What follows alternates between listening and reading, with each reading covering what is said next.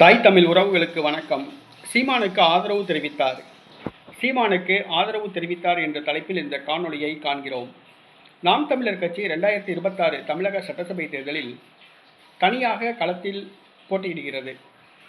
திமுக, அதிமுக, தமிழக வெற்றிக் கழகம் ஆகியவை கூட்டணி அமைத்து போட்டியிடுகின்றன. ஆனால் நாம் தமிழர் கட்சி துணைக்கு ஒரு கட்சியை கூட வைத்துக் கொள்ளாமல், கொள்கையோடு சமரசம் செய்யாமல் தனித்து போட்டியிடுகிறது. 234 தொகுதிகளுக்கான வேட்பாளர்கள் அறிவிக்கப்பட்டுள்ளார்கள். 117 பெண்கள், 117 ஆண்கள் வேட்பாளர்களாக அறிவிக்கப்பட்டுள்ளார்கள். திருநங்கை அவர்களுக்கும் வாய்ப்பு வழங்கப்பட்டுள்ளது. இந்த சூழ்நிலையில் நாம் தமிழர் கட்சி வருகிற சட்டசபை தேர்தலில் ஏறத்தாழ 1 கோடி வாக்குகள் பெறும் என்று கூறப்படுகிறது.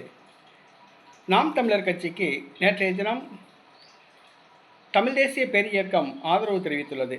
தமிழ் தேசிய பேரியக்கத்தின் சிறப்பு பொதுக்குழு ஈரோடு மாவட்டம் கோபிச்செட்டிப்பாளையத்தில் நேற்றைய தினம் நடைபெற்றது. அந்த பொதுக்குழு கூட்டத்தில் தீர்மானம் நிறைவேற்றப்பட்டது. வருகிற சட்டசபை தேர்தலில் நாம் தமிழர் கட்சியை ஆதரிக்க முடிவு செய்துள்ளது. மணியரசன் இதனை தெரிவித்துள்ளார். தமிழ் தேசிய பேரியக்கத்தின் தலைவர் மணியரசன் அவர்கள் சீமான் அவர்களுடைய அரசியல் ஆசான் என்பது குறிப்பிடத்தக்கது. வருகிற சட்டசபை தேர்தலில் தமிழ் தேசிய பேரியக்கம் நாம் தமிழர் கட்சியை ஆதரிக்கிறது. தமிழ்நாட்டில் உள்ள அனைத்து தமிழ் தேசிய இயக்கங்களும் நாம் தமிழர் கட்சியை ஆதரிக்கும் என்று எதிர்பார்க்கப்படுகின்றன. மேலும் மாற்றத்தை விரும்பும் மக்கள் அமைப்புகள் அனைத்தும் நாம் தமிழர் கட்சிக்கு ஆதரவு தெரிவிக்கும் என்று எதிர்பார்க்கப்படுகிறது.